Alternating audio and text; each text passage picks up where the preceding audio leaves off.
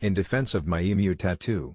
To view the full article, click the first link in the description below. Sign up for Love Letter, our weekly email about modern love, weddings and relationships. Humor was the only way I knew how to make myself feel appreciated. That's what happens when you're too scared to be yourself.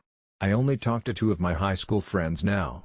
When I was 21, I studied in Sydney, Australia, for a semester, where the whole experience felt like an extension of the extroverted version of myself that I had mastered. It was a sprint along a path that wasn't really mine, filled with adventure-seeking, bar hopping, beach time, writing a deeply offensive short story in my creative writing class for the sake of laughter and shock, masking any real thoughts or feelings. On that same sprint, I jumped headfirst into a relationship, my first, as the wrong version of me. Then, in the midst of my act, I stumbled into a moment where I didn't have to pretend. It was at a wildlife sanctuary, of all places. While everyone else was gawking at kangaroos and koalas, I was staring at a caged bird, an emu. It stared at me with its big eyes. And kept staring. I stared back. For a long time. In silence.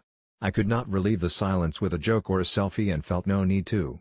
I felt clarity for the first time in maybe forever. But I did not know how to make it last.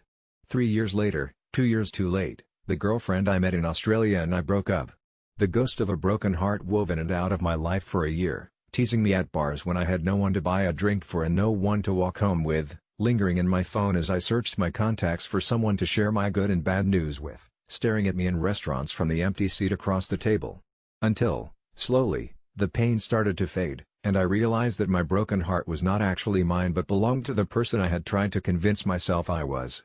So I mourned the loss of my false self and celebrated the possibility of a new beginning. I went on new adventures. To view the full article, click the first link in the description below. In defense of